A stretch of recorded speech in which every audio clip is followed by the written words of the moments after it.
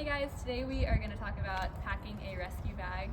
Today I've kind of laid out everything that goes into a rescue bag, so I'm going to talk through the different components and then actually pack the bag. So to start off, we just have our rescue rope that we're going to use. This is a static rope, and so I'm going to flake this into the bag in just a second.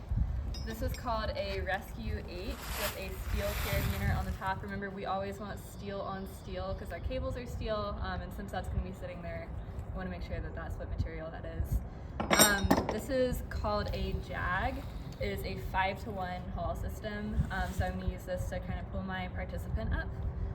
This piece is called an atria. This red part is the actual atria. Atria is just the French word for a ladder, so you can see it literally does look like a ladder.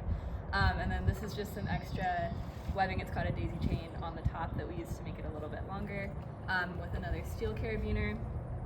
I've got my trauma shears that I can use just in case I need them to cut away any materials that might be stuck or hair that might be stuck. And then I have an extra steel carabiner.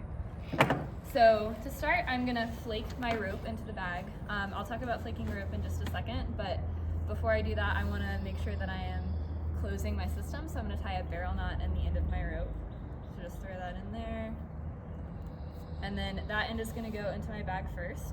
I always want to flake my rope into the bag like this to avoid getting any knots in it, and when I drop it down to the ground it doesn't get caught on anything. As I'm flaking the rope, that basically just means that I'm feeling along the rope for any problems in it or anything that might be concerning. So for rope, that looks like soft spots, hard spots. You can get something called glazing, which is where the sheath of the rope kind of gets a plasticky coating on it from the heat. Anything that's fraying or torn. The core of the rope is going to be white, and so if I can see the core of the rope poking out at any point, that's also not great. And then, like I said, I'm just getting out any tangles that are in my rope. So I'm going to go ahead and flake that all the way into my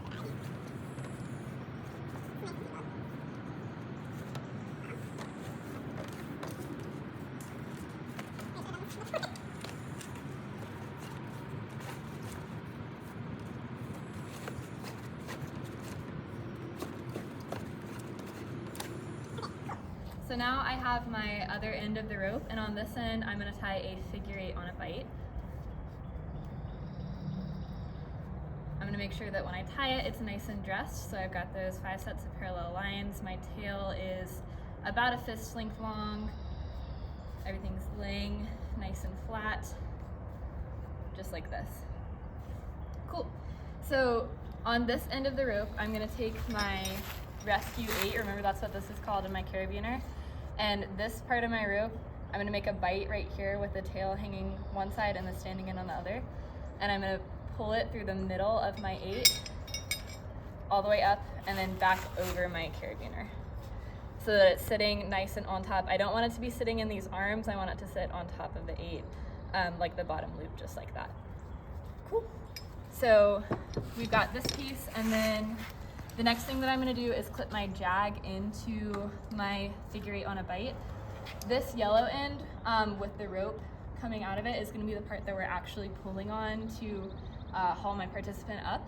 And so this is going to be up towards the anchor, and the black end is going to be what gets clipped into them. So I'm going to go ahead and clip my JAG into my figure 8 on a bight. Something else that's important about the JAG is to make sure that this silver piece is flipped down.